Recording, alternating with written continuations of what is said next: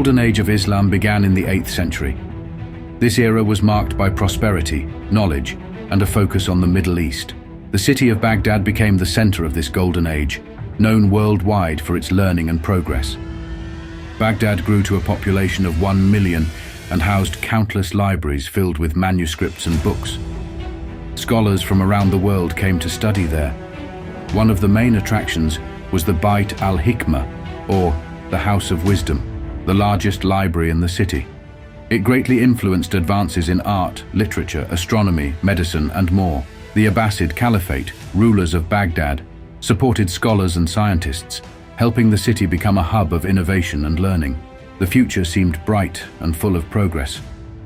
The Golden Age of Islam was a remarkable era, but, as the saying goes, all good things must come to an end. In the last years of Baghdad's glory, the Abbasid Caliphate ruled the city. The Abbasids were the third Islamic Caliphate, taking over from the Umayyad Caliphate in the mid-8th century.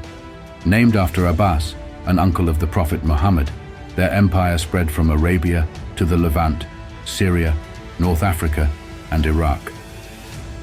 However, the Abbasids faced a fierce challenge when the Mongols arrived. The Mongols were nomadic and pastoral, unlike the settled Abbasids. They often clashed with settled societies and were known for their brutal battle strategies. They were so troublesome that the Great Wall of China was built to keep them out. The Mongols used terror tactics, and if you heard clashing pots, pans, or bells, you knew they were near. Typically, the Mongols offered local rulers a chance to surrender before attacking. If refused, they would bring mass destruction and bloodshed. Although the Mongols were not settlers, they still aimed to conquer land and expand their territory. When Temujin, who took the name Genghis Khan, united the Mongols, it started a chain reaction that eventually led to the destruction of Baghdad. Genghis Khan's grandson, Hulagu Khan, expanded the Mongol Empire even further. Hulagu spread his power through Syria and worked to secure control over the Ilkhanate of Persia. This initially brought him into conflict with a Shiite group known as the Assassins, whom he eventually defeated.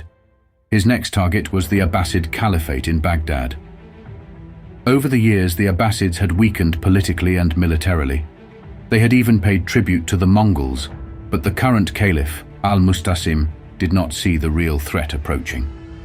Despite hearing rumors about Hulagu's intentions, Al-Musta'sim was not convinced, partly due to the advice of his Grand Vizier.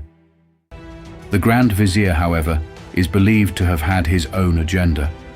The Caliph had previously offended many of his Shia Muslim subjects, including the Grand Vizier. Many believe that the Grand Vizier welcomed and even invited the Mongol invasion. Whether this is true or not, the Caliph undoubtedly underestimated the Mongols' determination and strength. After rejecting Hulagu's demand to surrender, Caliph Al-Musta'sim of Baghdad faced the harsh reality that he was not as supported by the Muslim world as he had hoped. On January 29, 1258, the Mongols began their siege of Baghdad, the center of the Islamic Golden Age. The Abbasid army, weakened and poorly supplied, was no match for the Mongols' superior military tactics. Within days, Al-Musta'sim sought to negotiate with Hulagu, but his pleas were denied. When the Mongols finally offered a chance to surrender peacefully, it was already too late. On February 10, 1258, Caliph Al-Musta'sim surrendered unconditionally. For 3 days, Baghdad awaited its fate anxiously. On February 13th, the Mongols entered the city. Prior to entering, Hulagu warned Nestorian Christians to stay in their church for safety, a promise he kept due to personal connections. However, the rest of Baghdad faced a week of brutal pillaging and bloodshed. Approximately 3,000 nobles were executed, and the fate of Caliph Al-Musta'sim remains uncertain, with various theories circulating about his demise. The fall of Baghdad in 1258 marked the tragic end of the Islamic Golden Age, a period of great prosperity, knowledge, and cultural advancement. Caliph Al-Musta'sim, the last ruler of this era and Baghdad's capital, met a cruel fate at the hands of the Mongol conquerors. There are conflicting accounts of Al-Musta'sim's death. One suggests he was imprisoned with his treasures and died of starvation, while another claims he was trampled to death to avoid spilling royal blood. Regardless, the city suffered immensely. Estimates suggest between 90,000 to 1 million people perished, including defenders and civilians. Baghdad was nearly leveled, and its remaining treasures, including priceless books and manuscripts from the renowned House of Wisdom, were destroyed. The river Tigris, once flowing red with blood, turned black from the ink of the burned texts. This event wasn't just a loss for the Abbasids or the Muslim world. It was a global tragedy, halting centuries of learning and progress.